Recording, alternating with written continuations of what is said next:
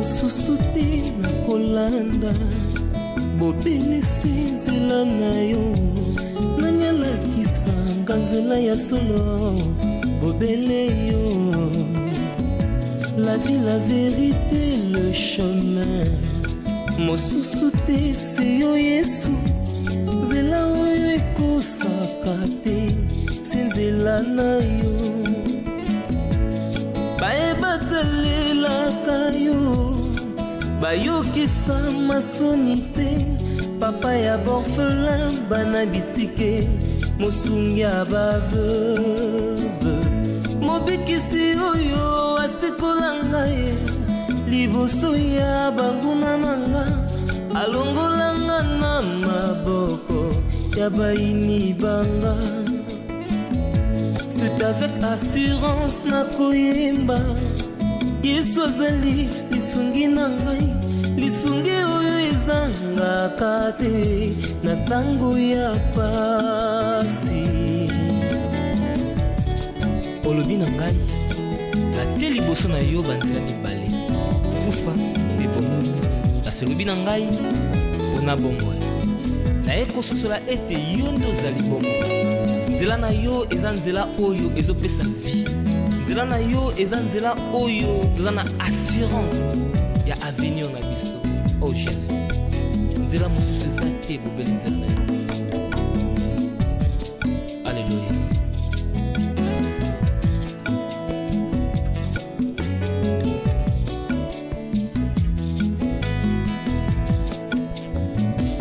Nzela mosusu te na kolanda bobelisi nzela na yo nani alakisanga nzela ya solo bobele yo la vie, la vérité, le chemin mosusu te se yo Yesu nzela oyo ekosaka te se nzela na yo.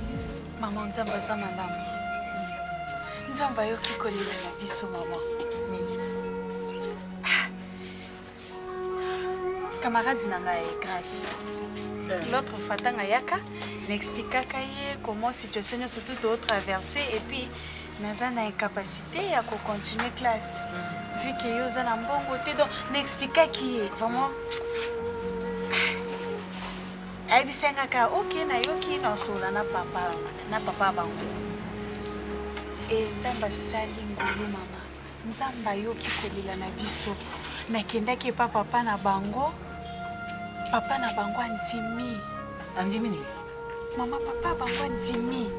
Kofutela classe. Aw bando futela nga ba fra académique nyonso soki naza besoin eloko. Donc nakendeki à tout moment donc à considérer nga lokwa mwana. Papa ya classe. Avec son classe. Yesolo. À confirmer peut-être son classe. Ah bah donc ça c'est comme si bah je sais papa nga kutu naza besoin simba tambongo te futaka nyonso na université mais essentiel kaka nazonga classe maman papa wana ndimi azunga lokwa mwana ebisinga bi ataso na besoin ya olia so tozana posa ya eloko tokenda kuna donc nakenda kuna nzambe nazamina maloba omoni nalobaki na yo nalobaki notongo zuba mama atoke ba justice mama yebisa que Sylvie tika justice ya malamu ezaka epa nzambe. Amen. Omoni po justice ya mokilo oke kofunda kuna kita minito bobo ya azosala biso tozosala te ozomona oke funda na justice bobo kende kosamba kuna komona ozana na raison na yo tellement ozaba boko pamba justice ya mokilo ndenge za ko ba yeko pesa sur raison to perdre sur ya koleka. Je vous ai fait asseoir pour la sola na bino.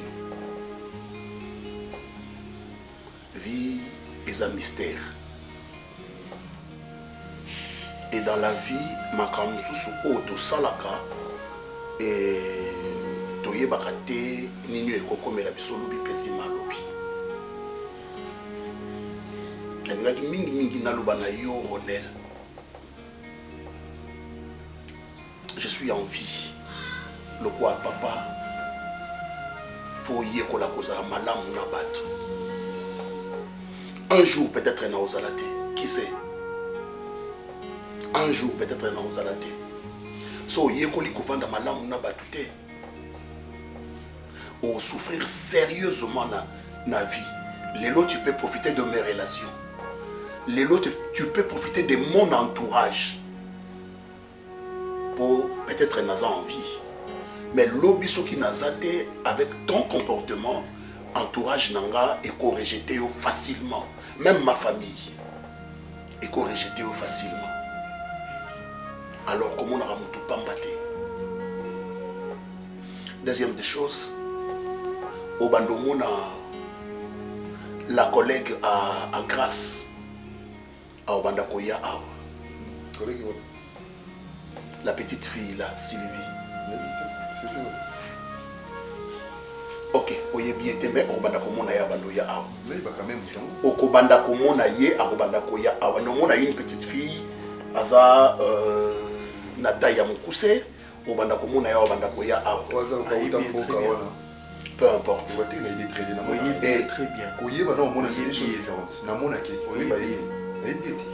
Peu importe. Mais papa, voilà. Au mona qui est jour wana.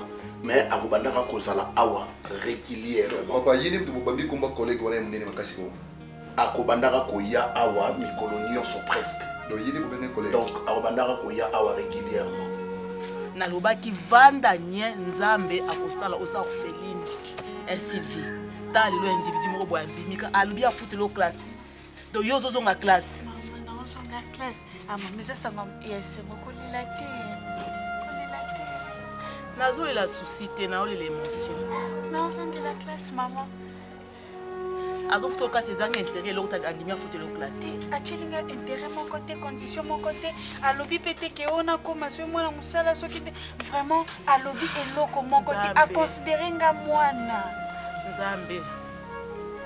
nzambe ayebi naolala te naotala rêve ozalaka nango mpona classe nazotala nyonso bande kokalkule mpona classe ndenge okata yango sidi nalalaka te enzambe oyo ayebaka kopangusa mpinzoli abimiseli nga corbeau oyo nde oyokaka babengaka corbeau nde oyo abimi oyo corbeau yango balobaka na mokili ntango oza na bomoi ifoka kolonaka lona ntongo lona po midi lona pokwa lonaka salisa mpo toyebaka lobi te papa no asunga bato ebele boye ti biso tozovanda boye naotalanga binzambe ozoloba te ezoka nde nzambe aza na ntango na ye alobaka tala nzambe balobi Ronel ba humiliation na yo wana garde ça pour toi. Zoyez le quoi ndeko na bino ya mwasi. Zoyez le kola une petite sœur ya famille au bondimi bo soutenir ye na ba étude na ye. Papa, on a besoin de ça attention là ba ikoni.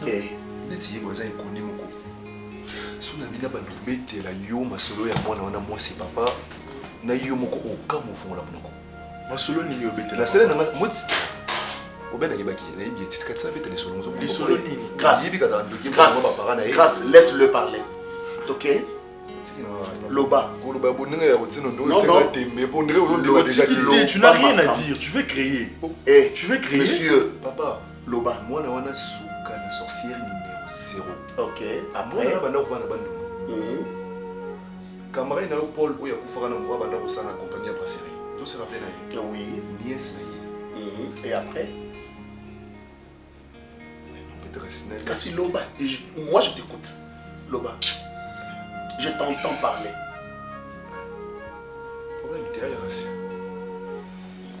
Il y a problème t'es. Donc, toi qui cherches le respect, mais au fond, c'est un problème pour sa papa.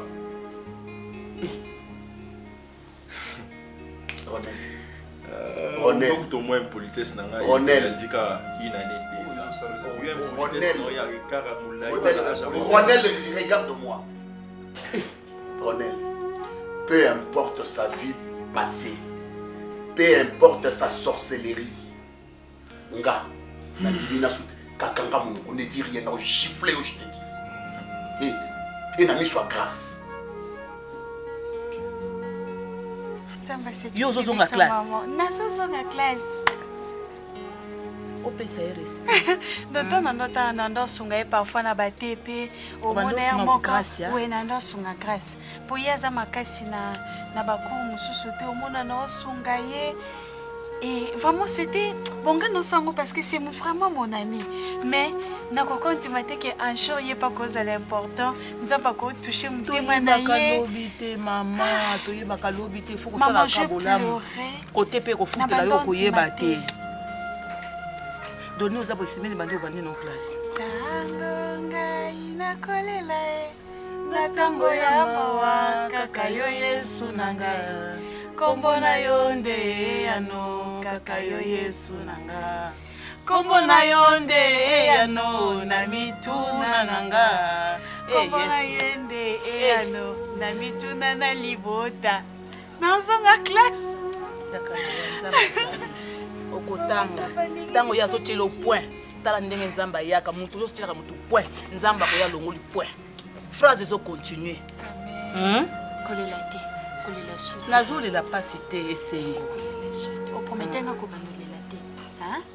Peu importe sa sorcellerie, peu importe na niveau nini aza nango ya kindoki, même il y a premier niveau, même au-delà des niveaux, ngana ndili na soutenir ye.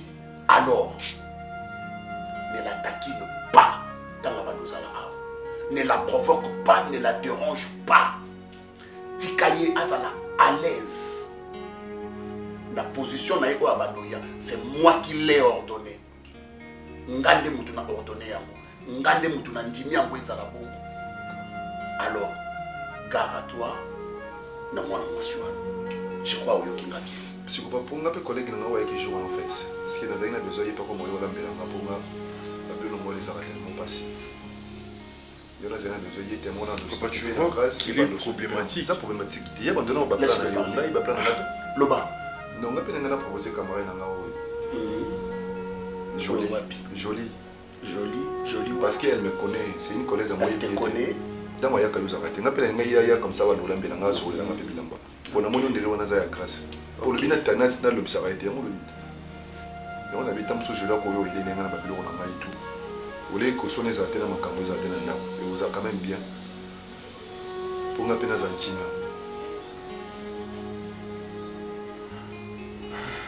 Comme bien.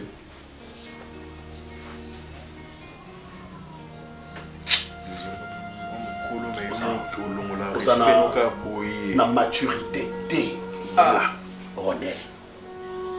Tu n'as pas de maturité. Si seulement si vous avez une maturité, Makambo ou Lobio, c'est très bizarre. Grâce, donne-moi de l'eau. Pourquoi papa Fanny a besoin de ma papa? Ma papa ni. Grâce, donne-moi de l'eau. Ma papa ni. Tu sais très bien même papa n'est pas là dans le bas, non? Bando qui va changer parce que tu te respectes pas. Grâce, donne-moi de l'eau. Pourquoi ça là dit Pumbora tous les jours, tu vas parler de Pumboé. Vous savez ça qui fait que ça qui camarade nan ndoko donc ils vont Pumboa ensemble. Tu n'as pas de valeur toi. Mawa. Tu ne sers à rien. Yo mkolo yo bane valeur yo uza ubando kupona siko batumino yo senge faut bando fréquenter. Olanda papa.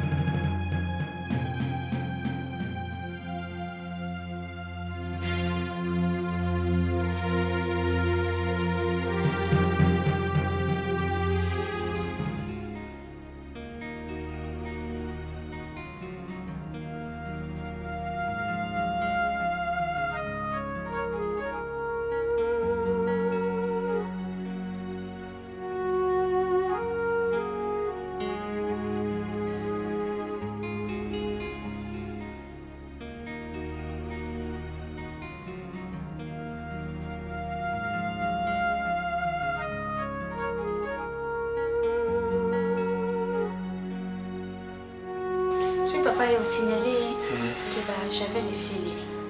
J'avais... Ah, ok. Pondambo ezalaki na yo nasali kivu asima. Ah. Moi j'arrive là, ça, qui aussi moi. Ah, biso c'est là beaucoup plus c'est ma chambre. La chambre dans la salle de bain. On n'est pas en haut yaye. Voici moi là.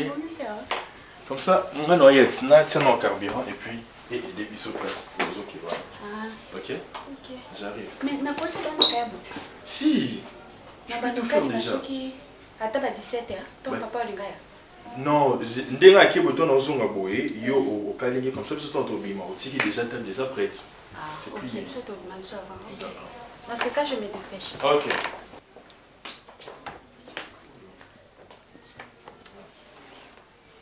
Ah ouais, mais excusez-moi de me prendre avec au Pamoussa. Ah non. C'est pas grave. J'arrive. Ok.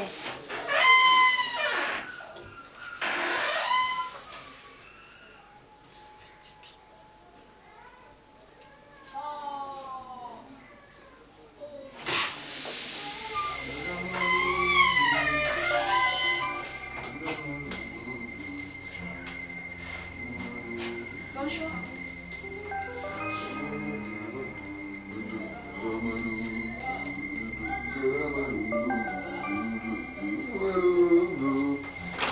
zela taka lelo ngefa asola no ndenge grande sœur asolaka na petit frère mpo nga nalekilo na pire esprit afana na pire esprit nga mpenza nde na aboye kolanda molai na nga te na mwa mokie yo mokolo ti bana oyo otika bango na mboka wana otikela bango na bokoleko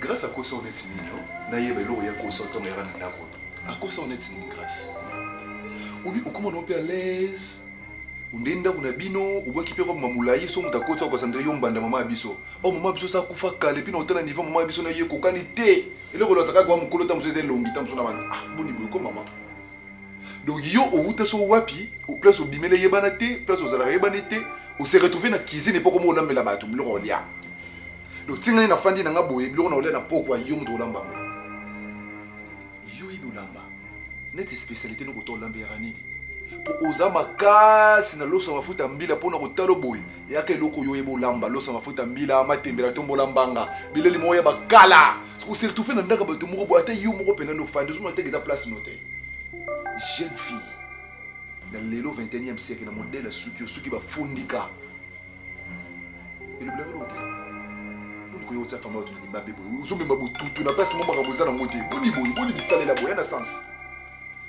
okokete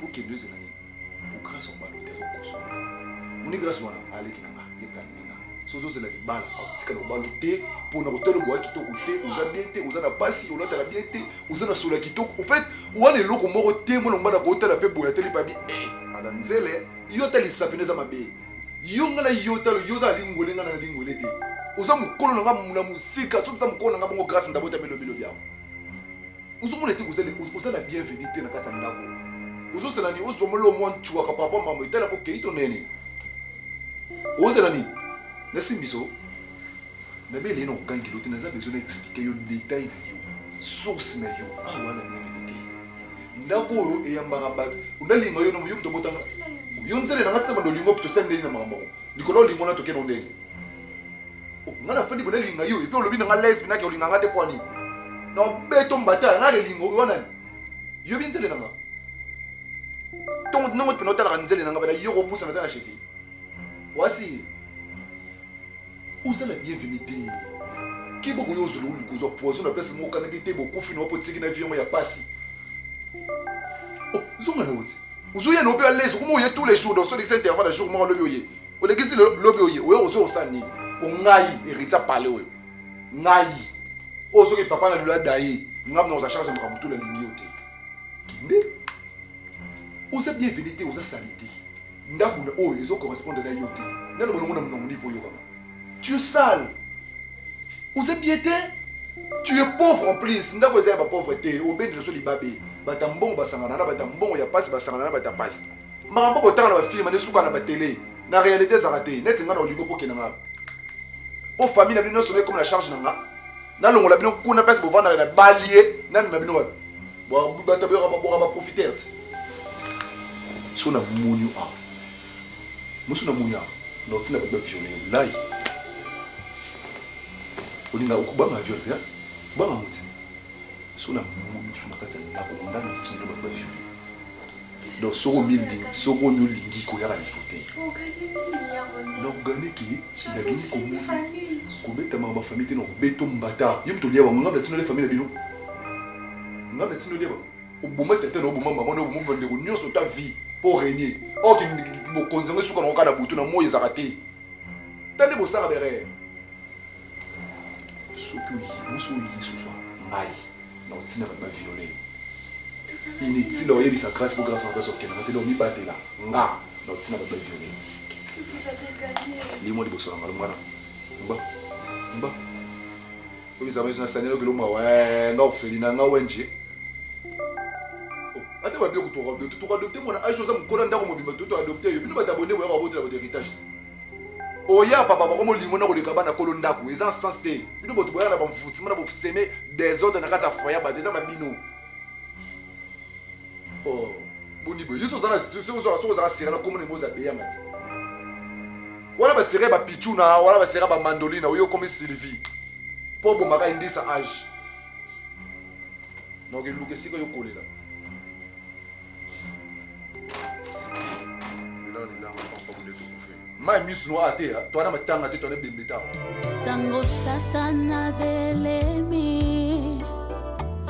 Kotuka peko cholangaye Kolo Yesu afandi Naloboko ya tata nzambe Kobondela ponanga Yambo ekomisa ite makasi boko bino mususu eza. Mwana mtoto ndaona singa sima wana. Ah. Mais mususu wana nini epasintia ninga kote ya sali pekabo. Kai soma singa na tongela, ngana na tonga bien. Ko soma singa na tongela we yango. Na mina baseka nga makasi lobi. Pona ni? Kaseka tane lenga na nzela. Kama mai banda bimata to kendo luka mai na kwa. Siko tona memi bidon na équilibre wana na okukate ale. Ah yango ebenda ki ah. Oh eloko ni asoni yo ka. Mama, c'est le soniti.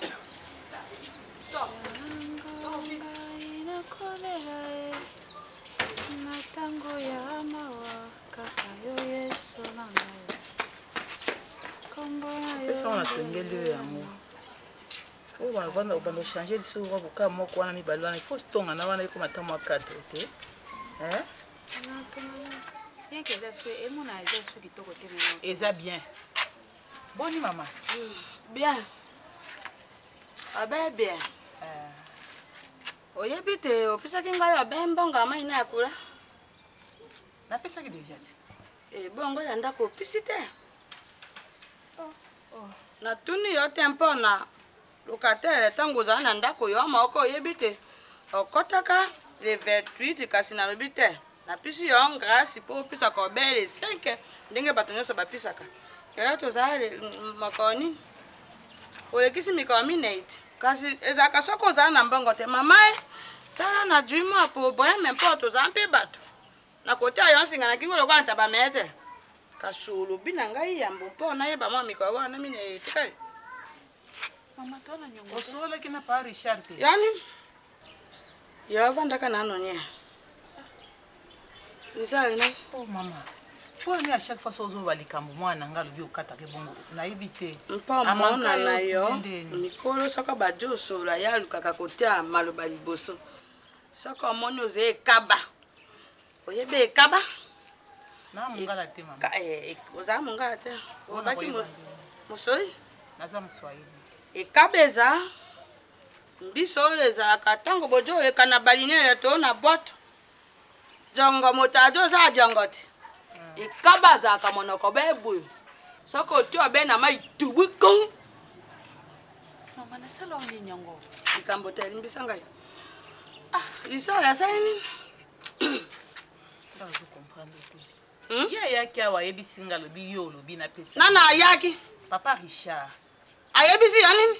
aye penza na kayo na futela kalobi olobi na pesa mbo on a pesa ka les 5 quoi kayo oyo ngai na simba ko oyo ngai na kotaka ya ye nango kasi bon on pesa mon ça opisi yemba signer ki oui makoni ka les 5 de to futaka ya komina ni tata mwana oyo nani nzambe akomi tata mwana oyo akoma tata nani akomi tata mwana oyo nzambe Ngoes na ndenge nini nazo comprendre bongo yoko tuna ngai na ndenge nini akomi tata mono oyo mpamba te yo kota wana lopango oyo lobina to koti ngai na yo mokanda pa mama nakufuta ka yo le 30 ngai na lobi na ngaki na senga yo ndamba mbongo wana na lobi te tika opisa ka obele 5 bongo te kasi bongo te ngai na jo bongo te mokolo ngai na yo to saka mokanda wa mona ka lisale to ngai na zawa na mona na ngai liza na lobaki na yo soko ngai mako na zate na tindiliza kasi mama yo comprendre ngai soki ayaka ta maboko yo mama soki ayaki maboko pambe ngeza lika mususu yo lingo kutisa ngai kaye to futela ka mbongo nakasi ka yo mto tindi ye kaye wana eza kaye na ngai oye mwana ka to signature na yo na kati on to pesa ke yo koma papa na ngana ndeni nini mama na moni lokolo komi na kopro na ye kasi soko omoni te mwana na yo ajangi tata mobokoli olingi ojwa lisale nzambe mama keba na yo na ngai te nazalaka bien kasi soko moto olingi otia ngai loko anyoka boye wana ngai na kosepela te nkolo yesu yo pisa ngai lisale mbongo mama nga pe nazalaka bien mais nalinga te moto asimba crédibilité na ngai tata ayaki na yo adwi mbongo mama Lisa yo za moi grande sœur pour comprendre nga nafutaka mbongo bayaki na yo alobi na ngai takei kozwa mbongo yango ye ta aleki na yo alukaka ngai ya mama lobaka mpe malembe nalobi boye Lisa omoni ka kaye moko bino boyaka nango wana papa Richard aye nango donc soki ayaki ata maboko pamba napesi ye mo bokondane nga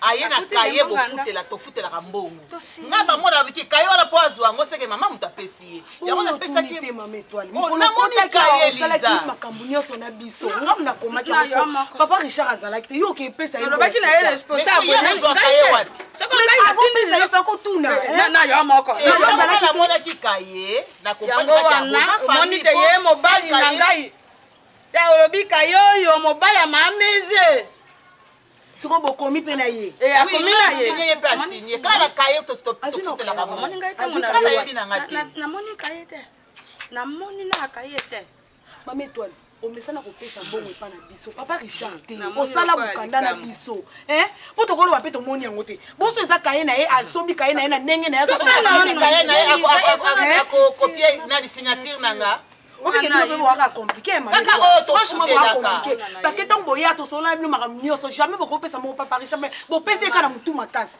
omoteke bokotosa makambo mama na ngai oza wana nde oza mie place ya koexplike mama kokomplike likambo te akomplike te na nini mama na ngai ayakabokopamba nakasi mbongo nde lisale nani na miso na ngai yaka kolika ngai makambo awa ayebaka ye nafutelaka mbongo eske nga nakoyeba nde niki azokosa mama kambe yo tunaki ngai yambo opesa mbongo mais namonaki kaye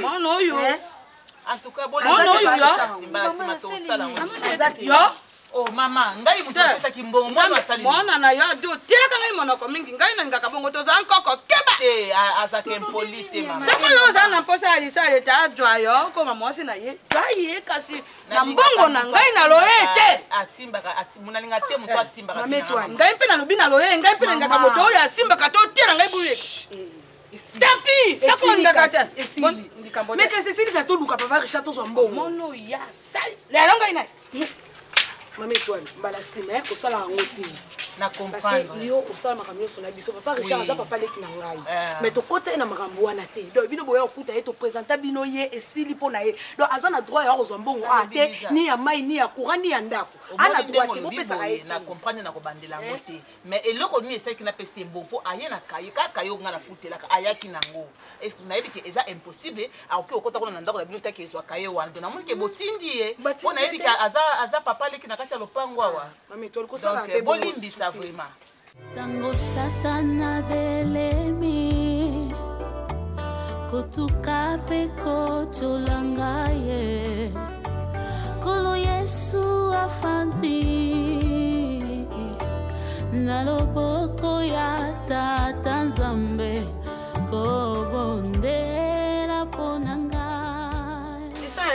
mbongo. Basi na yebiso. Nazo bate. Mbongo yo ngai singa biso apesa ko mbongo. Ngai yango na jolo bana yo. Pisa ngai mbongo yebi mbongo yo na jo senga na yo na ningina kende na yo. Tete na mola ina nini? Oyebi mbongo yo ngai na jo senga yo. Yo ngai na sa senga yo mbongo na yo. Toke iko beta ka kopa na yo wana ngai na senga yo mbongo. Baliki utani. Ba pesi ba kanga ba tomsona ba pesi mbongo ndako. Pona nini? Baliki wewe no mbongo ndako umetola. Mbongo yo jake pa nitole zawa. Ipi que no mo na place ba chaka kaye. Odri kaye na ngai penda. Ngai nazana sa site. Baliki wewe sala mabi. Bino boti ba mbongo nyoso ba deux chambres salon. Deux chambres salon boti ba mbongo nango. Ngana ti ya studio moko. Mbongo yo zo ka dabo na yo zo ka mbongo awa papa. Et puis yo zo lo bananga po yo ozana. Sala mabe. Ngani na mukolo ndako oyo izangaye ezandako na ngai. Mukolo ndako yo ngai. Oui papa leki.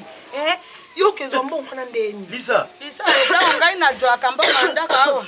Na jwa kandamba mbongo na pisa ka yote. Likambo ko wala na jwa ngano ngai na pisa ka mbongo te. Et puis plus bazuba chaka loyer yo kezwa kaye wana oyepo zibo signé pe. Odui dase ya kokende koluka kaye wana odui kaye araye. Ok, impo pisi mosi wana pisa na ba peso $60. Odui 60. Oui. Bebe omeli. Oui. Et toi ngai olobi na yo mpete. Oui. Merci okodwa. Omoni na ndambo oyo ngai na jwaka te na suka nsande na jui sekati na pisi yo. Nano somba na patalote. Nano somba na lipapa moko te na ngai mokolo kasi na jomona na bekuna. Nazofana na yo na. Yo mona moko koma lokola ise lenge to kolonganya tolela wane. Ojo ya kambanga na yebite to mpi na babula wa yo na yebite. Lo pango yo tango teke to somba kango yo yebite. Sabo tokabula ba porte. Ngai moto na jwa kambanga. Na lupango awa na na depo. Na yo to kokabula te. Du ngai na yo to kokabula te kaso ko jamba te. Lo bate ngai mo sa ko ndenge mususu. Njambe senga ndenge mususu. Du mama ibo kamisa ba isa ko benga ba ko kuna na boko explique ba mama ngai na kobenga na kobenga peta ko kena leta.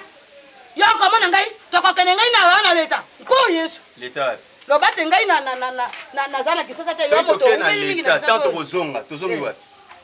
Yo ko jonga na nani?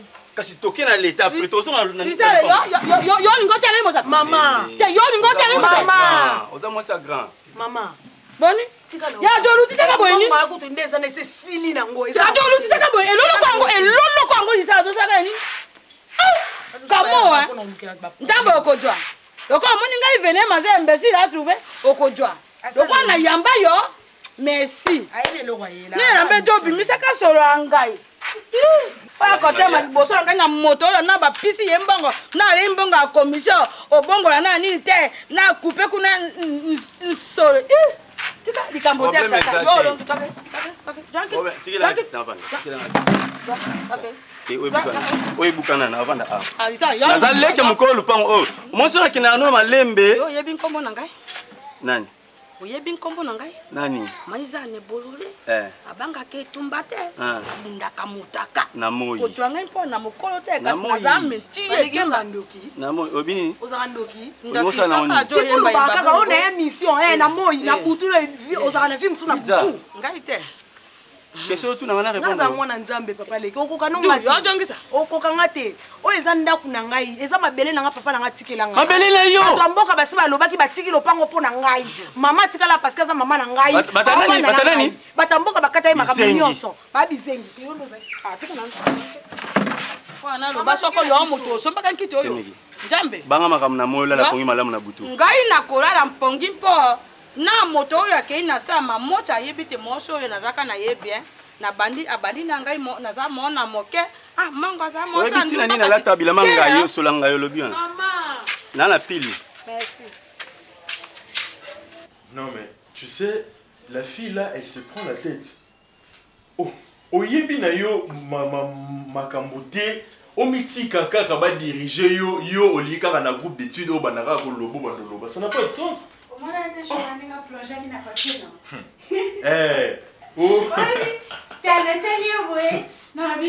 cette fille, elle est pas sérieuse. Pour moi, la note, tu m'as dit que tu as peste à tenir surtout. Alobi, Moi, je suis intelligente. Moi, aux examens d'État, j'ai fait 86. J'ai dit, ah, yo, 86. 86, en gros, il y a Wapi. Parce que côté Kolata, ce qui est sûr, elle s'habille bien. Oui. Elle s'habille vraiment bien quand elle est dans l'Ingara. Nathalie. Je t'ai observé. Non. Quand tu la prenais, Nzemboya. Ayo, ayo. Elle aime aussi chanter, tu sais. Elle a quand même des qualités, Oyo. Avec. Oh, les grands frères de quelqu'un. Comment vous allez? Ah. Comment ça va très bien, mon con. Ça va? Ça va bien. Allez, viens là. Rideau poussière, mais Tu vas bien? Rideau poussière, mais quoi? Ouais, nous allons bien, grand frère. Non, mais même c'est là. Maman, on a t-shirt. Ça va, mademoiselle? Ça s'est bien passé les voyages? Ça va bien? Oui, ça va bien. Ok. Ça s'est bien passé les voyages. Oh! Il s'est fait que Addis Abeba, oui, il a plu. Ok. Ah, moi j'ai horreur quand il pleut là. C'est mon. Allez! En tout cas, lui, il est vraiment responsable. Il sait gérer les choses. Lorsqu'il est là, vous allez sentir qu'il y a. Non, écoute, ça m'a mon. Donc, je suis toujours content lorsqu'il est là. Je peux passer? Je peux aider? Oh, boni koleka na boy. Oh, il m'a sacha vipa to sofa. Oh, yo na confiance na yo. Par rapport à ma telle inde confiance exacte. Oyebi. Les grands frères responsables, c'est lui qui sait gérer les choses. Lorsqu'il est là, vous allez sentir qu'il ah, il y a vraiment une différence. C'est papier ni na il y a corona basele kuna. Papier c'est papier? Non. Non. Ici d'ailleurs, je ne sais pas comment on traite cette histoire. Mais sinon, vous allez bien? Oui, très bien. Il y a des choses qui se sont améliorées ou pas? Bah, moi de mon côté, je n'ai aucun problème. C'est plutôt. Vous êtes pareil. Vous vous taquinez. En fait, ce que j'ai compris, c'est votre mode de vie. Comment ça? Non. Sinon, papa se porte bien. Ouais, papa se porte vraiment à merveille. Ah ben, ça au comité bengue. Ouais, avec ça au comité bengue parce que c'est ça, il y a Moussala, mais il y a qui bazaki na gapé na bomba basaki na ba collègue na Moussala. Ok. Solo kotale la moto eza mabe. Otale li moto akokufa e. Olale li zete kokwea e. Tikanga na bwaka miso nanga. Ikolo esika lobiko ekota. Ça s'est bien passé. Oh non, mais en fait, l'entreprise où on a eu vraiment, oncle, le problème c'est que l'agent fictif Bazamingi. Ah bon? L'agent fictif Bazamingi. C'est toujours comme ça dans les histoires de l'État. Oui. Il y a des agents fictifs au compte du matin. Et il y a d'autres qui sont là, à travailler, à bénéficier de matricule et à moto. Contrôle physique. C'est ce que nous devons maintenant effectuer. Combien d'agents qui sont là, qui est qui. Voilà. Ouais. Donc ça c'est une mission qui va prendre tout au plus 3 semaines ou un mois. Ouais, Sylvie. Quoi? Je t'ai déjà arrangé. Oh là là. Tu as faim? On peut passer à la table? 14 heures. Je mangerai après 45 minutes. Oui, le médecin m'a dit que je dois encore diminuer un peu de poids. Tu dois diminuer du poids. Oh, ne me faites pas rigoler. Non, mais c'est vrai. J'ai beaucoup de graisse. Ton médecin t'a dit ça? Oui. Tu as de la graisse? Je fais 75 maintenant. Souvent, je suis dans le 67. 67. Ok, en fait, c'était pour... c'est ma réalité. Torolia Sima. Torolia Moissi. Torolia Sima, ça va. Merci Sylvie. Merci. En fait, c'est quoi le problème? Au fond, quand les gens disent il faut quitter mon poids, on a un peu souci dans mon. Après, je me dis, ce gars qui est poids, c'est qu'il faut aller mon rang. Ah, c'est pas possible. Bon, ça va venir. J'aime quand tu es ici à Kinshasa. Ouais, ça soulage. Oui. Ça soulage. Je te dis, hein. Parlons-en. Quoi? Tika n'a jamais coébissé sa que si on a zongi que sa maman, voilà, que oncle Lazara, moi, si. Ah bon, tu parles de Sylvie? Oui. Ah ok, Sylvie. Mais vous avez vraiment des signes de ressemblance? Non, loin de là. Non, Azana Zolo Nayo, Azana Tenayo, et elle a ta douceur. Oui. Voilà, Sylvie, c'est une amie à Grâce. Non. Ouais, c'est une amie à Grâce. Elle n'est pas ta fille biologique? Oui, bien sûr. Non. Elle n'est pas ma fille. Sérieux? Elle n'est pas ma fille. C'est une amie à Grâce. Elle a des problèmes très sérieux. Et oh, mais non, elle a des problèmes très sérieux. Elle n'est pas ta fille? Oh, elle n'est pas ma fille, d'accord. Oh. Elle n'est pas ma fille. Elle a des problèmes sérieux. Son papa est décédé. Et bon, c'est une histoire à dormir debout. Donc, et bon. C'est une orpheline. Oui, bien sûr. Grâce a demandé asile pour elle ici. Bon, je la soutiens. Naba étude naïe. Et puis bon. Après, je suis tel que la domestique là a été les lots, il y a à lambi. Et puis bon, c'est ça, je la soutiens. Moi, quand je suis entré ici dans Monier, pourquoi il y a un oncle Bonnet? Non, elle n'est pas ma fille. Oh. Elle n'est pas ma fille. Oui, que ce que papa exactement. Ok, c'est ça l'histoire. Donc elle est orpheline? Oui, elle est orpheline de père. Sa camarade, il y a Grâce, ton copine? Non, camarade. Bon, sa collègue de l'université. Vous en êtes sûr? Oui, bien sûr. Ah, attention. J'ai dû vérifier. Le jeune d'aujourd'hui là? Non, j'ai dû vérifier. Je suis allé à l'université, j'ai payé les frais académiques et puis... ok. Donc c'est une brillante fille alors? Et elle est très intelligente, je t'ai dit. Elle est très intelligente. Ah bon? C'est pourquoi je me suis investi. On ne sait jamais la vie. À ces points? Bon, je me suis investi pour la soutenir et l'aider un peu. Tu t'es quand même documenté, tu connais ses parents, tout ça? Ah, enfin, ses parents sont décédés. Non, sa maman est quelque part. Mais son papa, ce qui est vrai, son papa est décédé et on leur a ravi tous les biens laissés par son père. Oh là là là là. En fait, c'est ça la vie. La société africaine, hein, enfin. En fait, c'est ça. Ok. Dis, monsieur, moi je te le m'affaire. Oncle, moi j'ai dans un posandi à Rolia, nani, bingulu mozo sa mana bandal. Donc, il vous a posé ça. Oui, ngulu babi comprend comment on Écoute, na bandal a bisika Rolia ngulu ezedele. Ils n'ont pas place à Rolia ngolo, moseka, ils n'ont pas place à Rolia ngulu, ils n'ont pas place à Rolia ngolo, ils ont ébélé. Alors le week-end, on va aller déguster un peu ces plats. Donc ça va prendre 3-4 jours. Allez Sylvie, amène ça ici.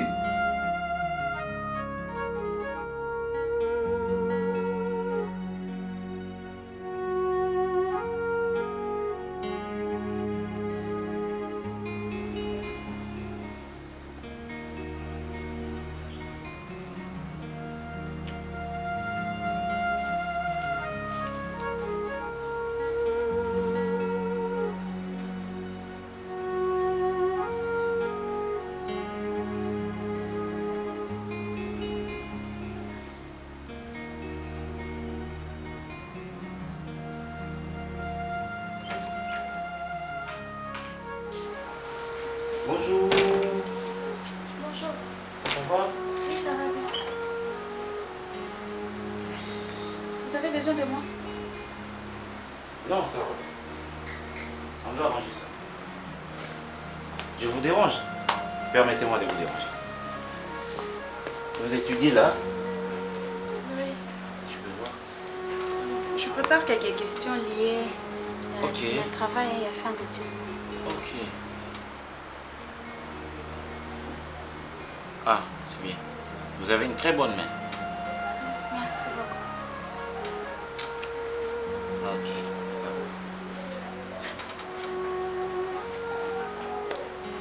Comme ça, vous êtes amis à Grâce. Oui, je sais si je suis son amie. Ok. Ah, c'est bien, hein. Tu sais, moi, quand je suis arrivé à Moscou, hein, quand je suis allé, la personne qui m'a, je dirais ça, encadré là-bas, montré les priorités et tout ça, c'était une fille. Ah bon? Alors, oui, c'est dès lors que j'ai mis de côté ces dictons quinois, je dois dire ça comme ça, qui camaraderie à moi, si ça me bat les arrêter, c'est faux. Ah. Ça existe. Ça existe, c'est un état existe, d'esprit. Parce que Grâce, vraiment, c'est mon ami. Oui. C'est vraiment mon ami. Oui. Et puis, il m'a beaucoup aidé. C'est ça. C'est ça. Parce que dans la vie, il faut avoir des amis sur qui compter. Hein. Il ne faut pas avoir de potes, il faut avoir des amis. Hein? Oui. C'est pas des amis qui sont là parce que tu as l'argent, pas des amis qui sont là parce que tu as de vêtements, pas des amis qui peuvent aller derrière là-bas, tu vois, ça ce sont de faux amis, des potes. Hein? Des amis, ce sont ceux, d'ailleurs, même dans des relations amoureuses, quand l'amour bousille tout là, l'amitié vient penser de plaie. C'est ça. C'est très bien. Bon, sinon après ça, tu es issu de... Tu es l'aîné de votre famille, tu es la cadette. Je suis l'enfant unique. Je suis unique. Tu es unique. Oui. Oui, je n'ai pas de frères, tu n'as pas de frères, sœurs. Ni de sœurs. Ok. Et pourquoi? Papa bouilli, maman bouilli, quoi, ça yo. Être seul au monde, c'est dur, hein? Oui, c'est dur. Hein? C'est dur, vraiment. Et surtout quand parfois on a besoin d'appeler quelqu'un Yaya. Et profiter aussi de l'affection. Yaba Leki ou bien Yaba Yaya. Tu n'as personne. Là. Je sais pas, c'est Dieu qui a décidé ainsi. Oui. Ah, on a le point commun. Bon, enfin, c'est ça. C'est ça. Mais il faut que les parents y pensent. Donc sur ce, il faut boutamoy belé. Hein? Parce que c'est ça. Moi, je dirais toujours le quoi na botama. C'est vrai, moi j'ai mes Ronel, j'ai mes Grâces, ce sont mes frères à moi. Mais sinon, ngamoko na obanda obota par la grâce de Dieu, il faut na botata 15. Ouais? Mais c'est trop? Non, c'est pas trop.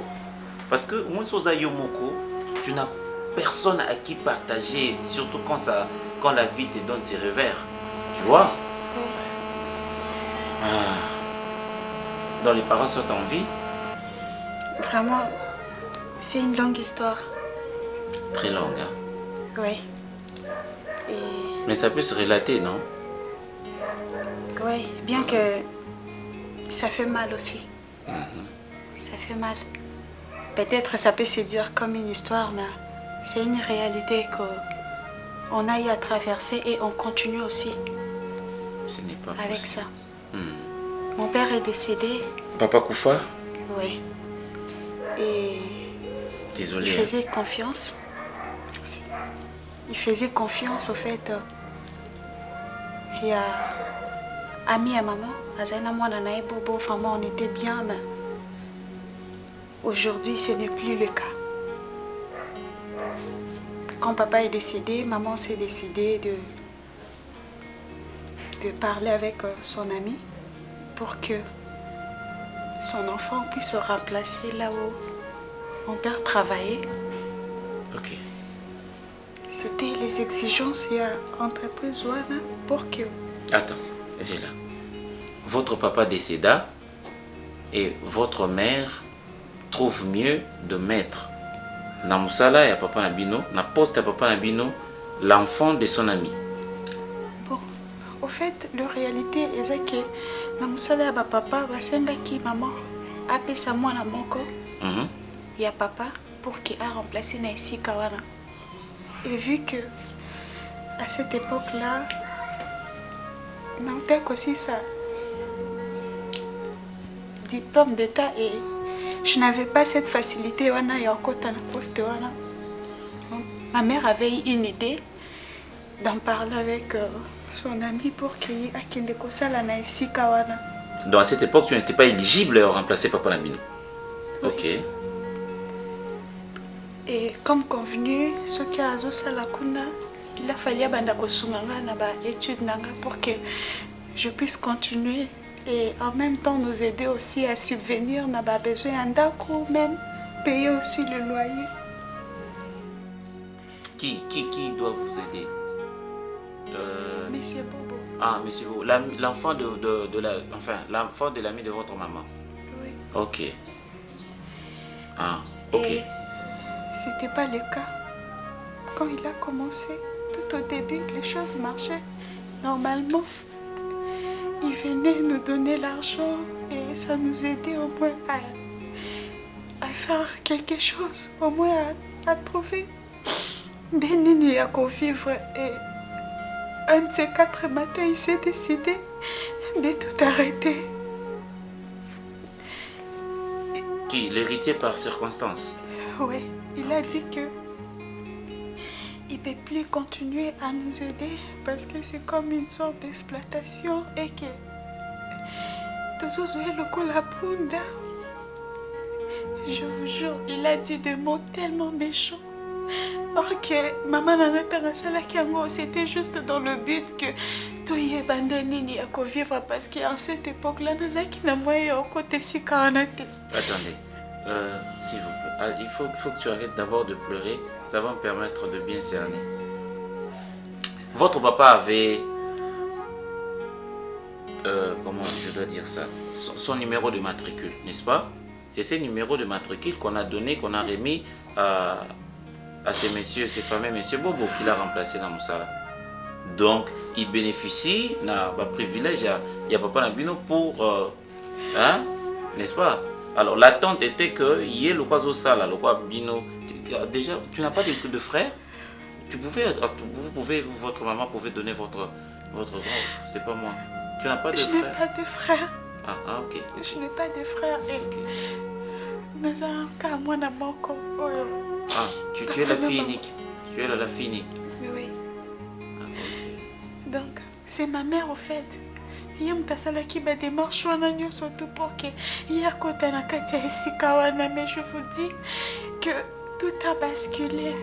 Même là où on habite maintenant, vraiment, on essaie juste de s'adapter dans cette vie-là, mais c'est pas une vie que... Tranquillise-toi, c'est bon. Tranquillise-toi. Ben attends, j'aimerais bien savoir, c'était quoi cette forme de confiance? Quand même, c'est imprudent, non?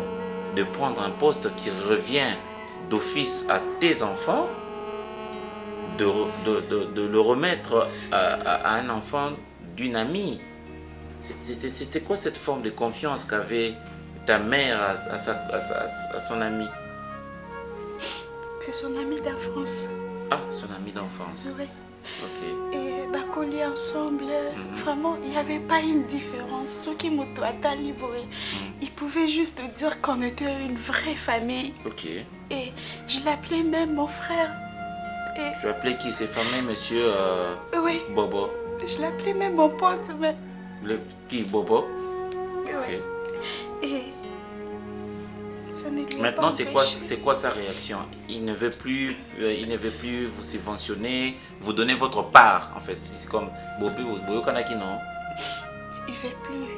Il ne veut plus nous aider. Pourquoi? Il a dit que Bisso Tozo exploité et que Yasa Pundana Bissoté, il ne peut pas pourrir toute sa vie seulement à cultiver pour nous, à se poumonner pour nous. À travailler pour vous. Il a dit beaucoup de choses méchantes. Si au moins, peut-être je pouvais avoir un frère. Ou un coquin Ces messieurs. Alors, il travaille dans quelle entreprise? C'est déjà quoi l'entreprise qu'il a? Candistar. Candistar? Oui.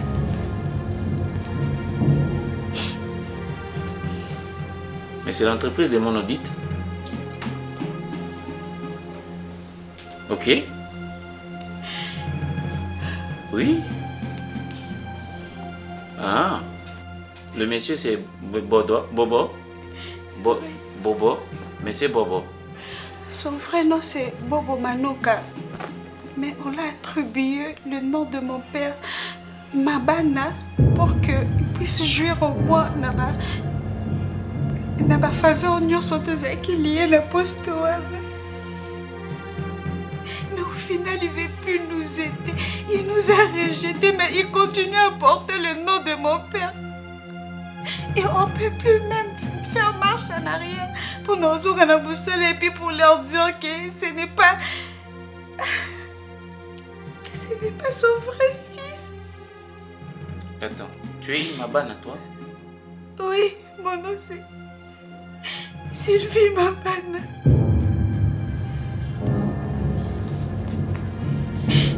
Tu comprends, moi c'est controverse. C'est injuste. Tu es une Mabana telle que tu es là. Fille unique de Monsieur Mabana et qui... et Maman Étoile. Maman Étoile. Ta mère est en vie. Oui. C'est ton père qui est décédé. Hein? Oui, il est déjà décédé.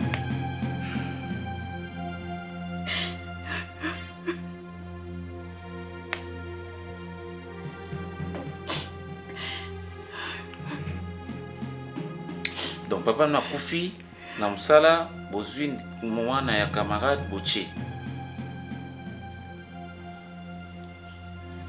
Papa na Mabana. Monsieur Mabana.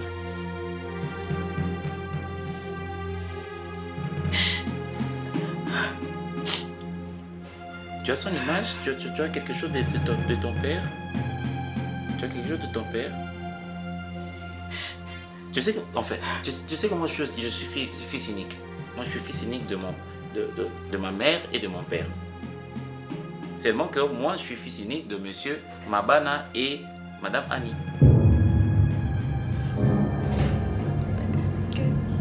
C'est une coïncidence. Mais mon père, Azaki, moi Mbinga, moi, mon père portait des barbes blanches à l'âge de 20 ans. Enfin, c'est ce que ma mère m'a toujours dit. Parce qu'il portait des barbes blanches depuis son jeune âge. Comme mon père. Il avait aussi des barbes blanches partout. Mais il avait ça.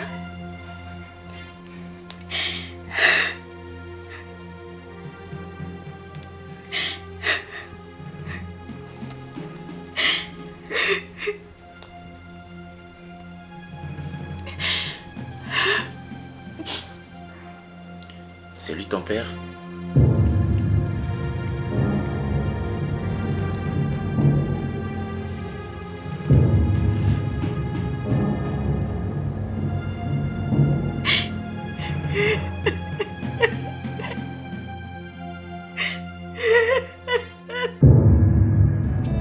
Zela mosusu te na kolanda bobelisi nzela na yo nanyalakisanga nzela ya solo bobele yo.